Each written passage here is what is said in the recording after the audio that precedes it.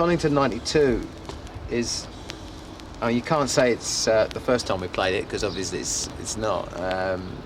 But in a sense, the challenge, I think, is going to be to top that first time. And I think it's doable, because I know that we were so nervous the first time. I was in a complete fog for about the first half of the show, until I didn't open my eyes, I don't think. I didn't dare look the first time we went there, which may sound, I don't know if it sounds strange or not, after all these years of touring and everything, but big events like that sort of get me quite shaken up for about a week beforehand. And you never realise how sort of tense you are until you get out on stage and it starts to evaporate. So for this one, I must confess I am still pretty nervous about it, because I know that there is going to be this pressure, and because we have I think a hell of an album to live up to, regardless of our, reputation or whatever in terms of just a band.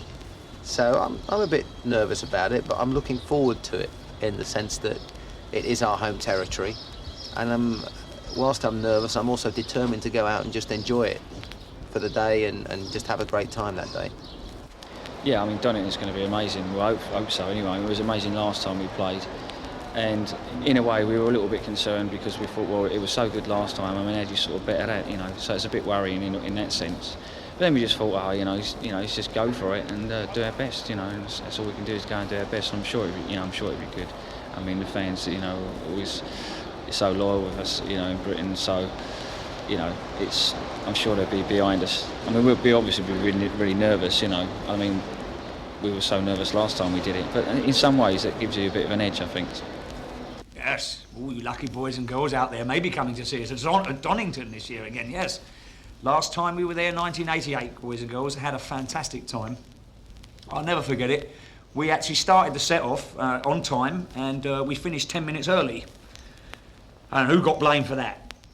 Just the drummer of the band, I suppose. No, we were very, very nervous. It was a great experience, one that will stay with all of us, I think, for as long as we live. But we do have the chance to play there again this year for you all, and I myself, I'm really looking forward to it. It should be a really good show, and we've got a real good bill coming together, so look forward to seeing you all then. Donington Festival, it's going to be 10 years to the day that I actually played Donington with Ian Gillan. 10 years to the day, so I'm going to be pretty scared when we go up there, but I'm looking forward to it. It's going to be very exciting for me personally. And I was there in '88 when Maiden played, and I think that was a phenomenal gig, so we've got to try and match that really. We basically put forward bands for the bills, the festival bills or whatever, that we would like to have on, the possibility of having on. But some, obviously there's always problems with some bands either doing an album or, they're doing something else or whatever. I mean, for instance, we wanted to have Van Halen and the Cult were two, that I would like to have had. Van Halen either didn't want to do it or couldn't do it or whatever, and the Cult were doing their own festival, I don't know, Finsbury Park or somewhere. So we just put forward, a lot of bands, knowing that some of them are not going to be able to do it anyway. And then obviously bands get suggested by other people or whatever, like the agent, or the bands actually contact the agent saying they would like to do it. And then we talk about, the bands that we would like. I'm pretty sure we'll be playing Big Put Will Be Dead, From Here to Eternity, maybe Wasting Love, possibly The Fugitive, Fear of the Dark definitely.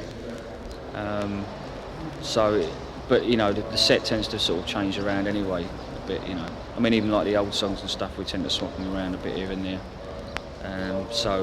And like in America we do a shorter set than in Europe anyway, so basically like this, when we play South America, we'll be trying out the European set. So for Donington, so we don't know exactly what we're going to be playing.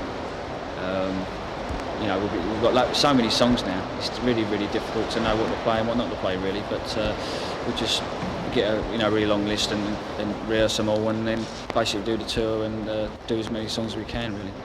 You have to get in the site mid to late afternoon, and at that point you discover that I don't know. I just go stir crazy.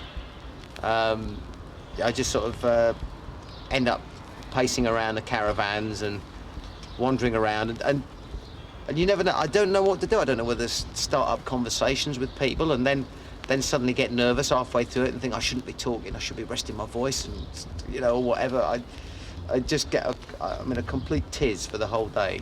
So that's sort of my that's my day. Usually I go up on the stage and see a little bit of some of the other bands, but not much, because I don't know whether it's superstition or what it is, but I think that if you've got to perform that day and you're watching other bands doing their performance on that stage, you're sort of diminishing your own energy, because you use up a lot of energy when you're watching somebody like in a rock band. If you're in there and you're really paying attention, you're actually using a lot of mental energy watching it and thinking, oh great, terrific. And I want to save every ounce of that for walking on stage. And I don't want to see if somebody doesn't go down well or if something happens that's right. I don't want that to be on my mind. I don't want anything, negative to be on my mind about anything that's happened on that stage. I don't even want to, I want to pretend like nobody else has been on it, in fact. So I suppose, boys and girls, enjoy your lives and enjoy Fear of the Dark. Hope you enjoy Donington. It's going to be a lark. See you soon.